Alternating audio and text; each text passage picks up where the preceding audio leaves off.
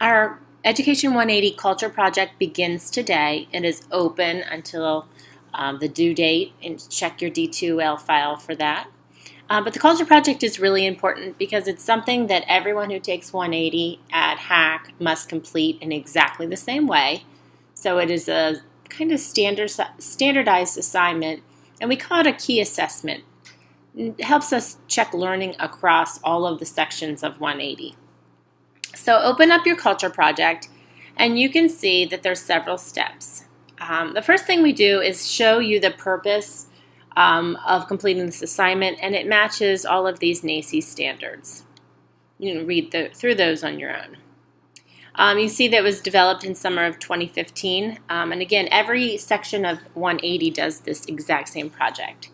So what we're going to do is start with step 1. And in this folder, the Culture Project Key Assessment, you'll find the case study we'll be using. And I advise you to print that out because you're going to be referring to that a lot. And I know personally I wouldn't want to be doing that on the screen. I'd like to be able to highlight it and work through it. But I want you to read the case study, A Special Education Plan from Annabella. Does supporting her mean holding her back? And this goes back to everything that we've learned through this semester about diverse learners.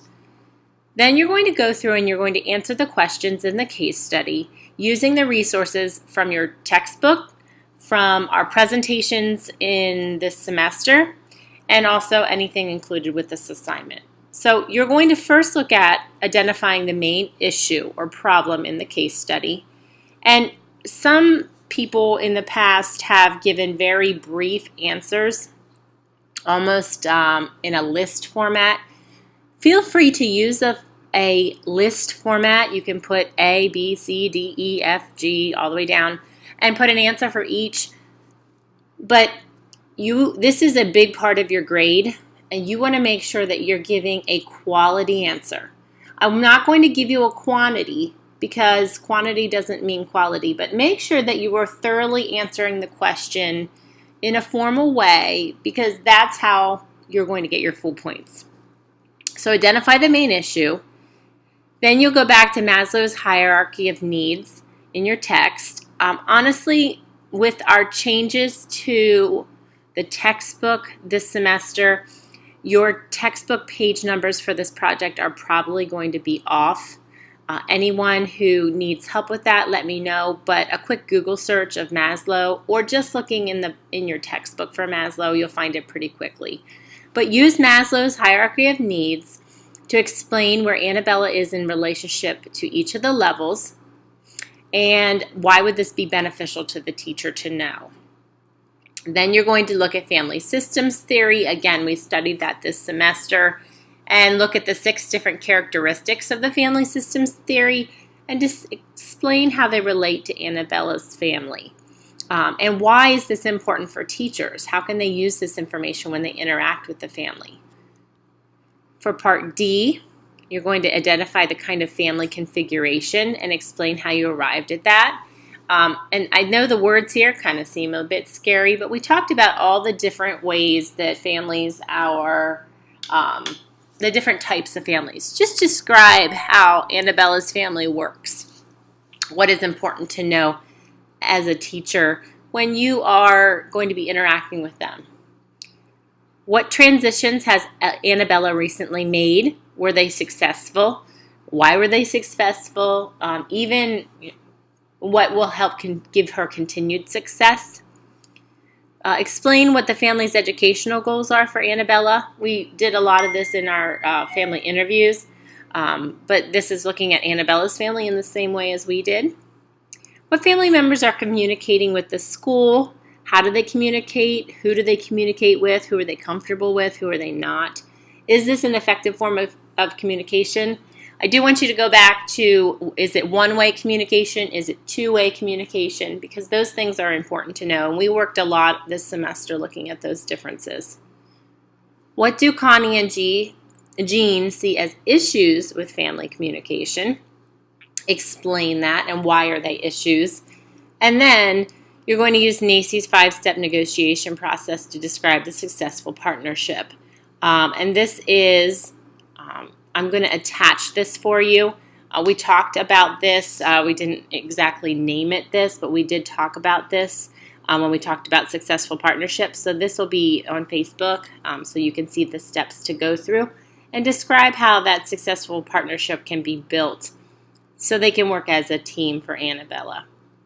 What strategies could be used to provide a transition from the resource room to the regular classroom? And are there ways Connie and Jean can work together? And how can they involve Annabella in this transition? What stresses does the family face? Then look within our own community for 2 community resources that would be helpful for this family and explain why you selected them. Please provide the same information that you did on the community resource project. So if you go back to that project and you see the different indicators that you had to have shared, I want you to share it in the same way. And let's see if we go down here. The last page is blank, unfortunately. So I'm going to take you back into the key assessment file. You see there's a rubric. And this is how we'll be grading this. Because this is a key assessment, so the rubric is pretty complicated, and that's because everyone is using the same one, and it has to relate directly back to NACCE for our accreditation. So here's the NACCE standard, and we're looking at, do you exceed the expectation, meet the expectation, or are you below the expectation? And here are the different indicators.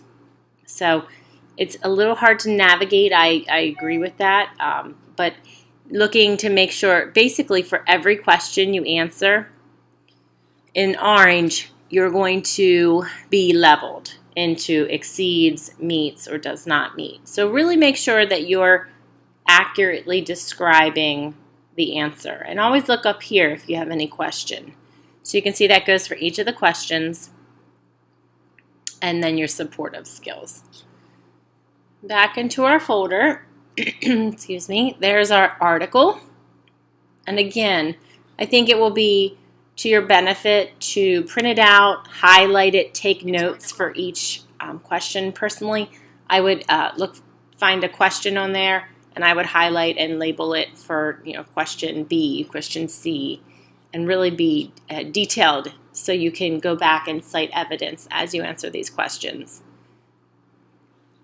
The textbook pages, since we have some changes, this will help you out. This is the framework for partnerships with families.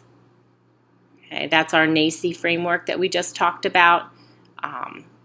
And this kind of goes through all those. We talked about this, the 5-step negotiation process. Again, we didn't call it this, but it's how we create those partnerships with families when we have conflict. Okay. The other pages on Maslow and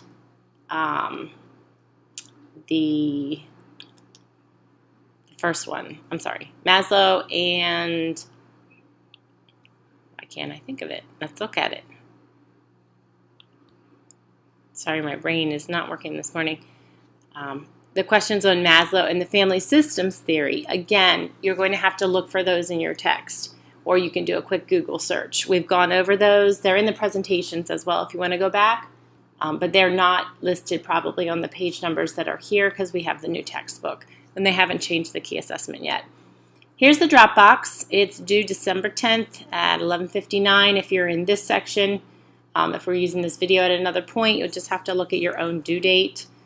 And if you have any questions, post them on Facebook, text me, give me a call, because it is due in just a couple days. And it's a pretty involved application of everything that we've learned. But let me know if you have any questions, and have a great time applying everything we've learned this semester.